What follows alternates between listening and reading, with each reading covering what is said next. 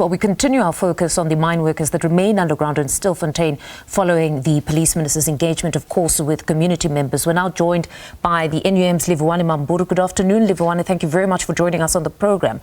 Let's start with your reaction to the Minister's address today, also revealing that experts will now be roped in to expedite the process to bring those men to surface. Good evening, Fundo and the viewers. As the National Union of Mine Workers, we support the Minister and the rescue plan. So I think it's important that the Minister took the route of involving mining rescue teams who are the experts in rescuing mine workers who are trapped underground. So we do support that. Now, when listening to the Minister's address, at one point, when engaging with the community members, he suggested that there could be room for South African citizens in Stilfontein to organize themselves and approach the Department of Mineral Resources if they are interested in actually mining legally. Is this something that these communities could actually look into? Because, I mean, you didn't have the department itself stating that they can organize themselves and such would be considered, but this was expressed by the Police Minister. Definitely, Mfundo, that has been also the NUM proposal that small scale mining or artisanal mining must be legalized and regulated, so that these people are able to pay tax and contribute to the economy. As we speak right now, Mfundo, the country is losing 70 billion rand due to illegal mining, and we cannot afford a situation where the country is losing such a huge amount of money. So I think it's important for the Department of Mineral Resources and other stakeholders like unions to sit down and map the way forward to combat illegal mining in South Africa. And one of the proposals is that the small-scale farming must be legalized and regulated, so that it must not continue being illegal. Now, that one is a long-standing conversation that perhaps it needs to be regulated.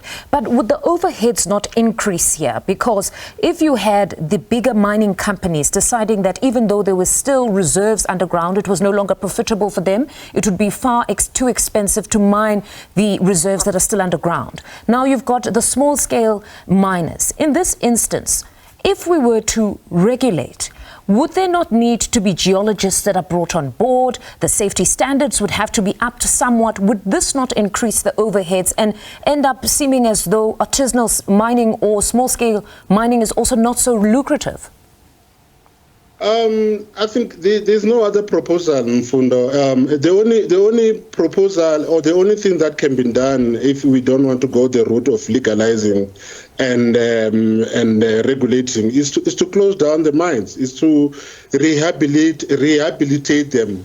That's the only way to make sure that all the abandoned and derelict mines are properly closed. That's the only route to combat illegal mining in South Africa. Then on the debate on the apportioning of blame, illegal mining is sustained essentially, as many have stated, through the legal mining supply chain, where the powerful syndicates running these illegal operations launder the gold into the legal supply chain. But this aspect has not been spoken of a lot, that it takes the legal mining value chain to keep this illegal industry alive. How difficult is it to identify the players in that legal part of things who actually enable this, because they need to be held accountable? They're compromising the country's security, our environment, and even the safety of some of these men who are actually trafficked into this industry. I think it's important also, just to answer your question, it's important that as a National Union of Mine Workers, we do not organize in illegal mining. Secondly, we condone illegal mining, because where illegal mining is operating, there are acts of criminality, violence, killings.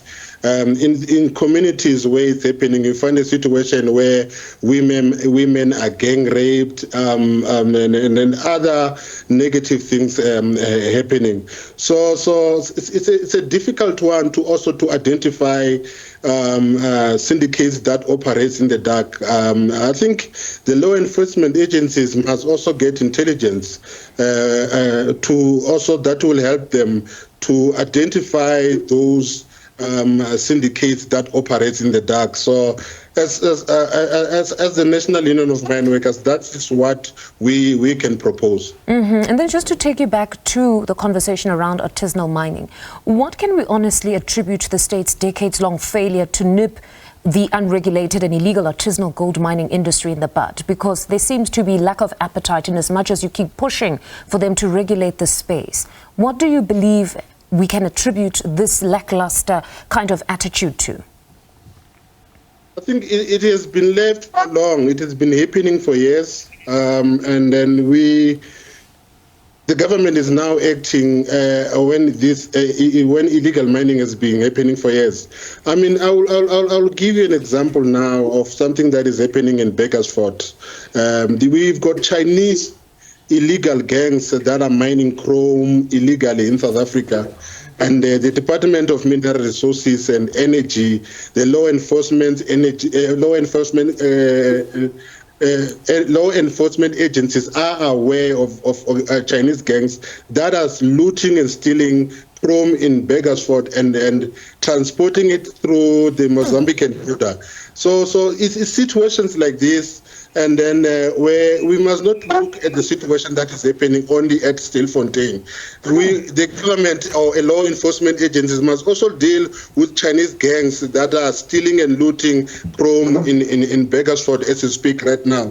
But the Department of Mineral Resources and Energy and the law enforcement agencies are not doing anything to combat illegal mining in areas like Klerksdorp also. A very concerning story. They most certainly will look into what's happening in Klerksdorp. Livhuwani, thank you very much for joining us on the program. That's NUM's Livhuwani Mammburu speaking to us.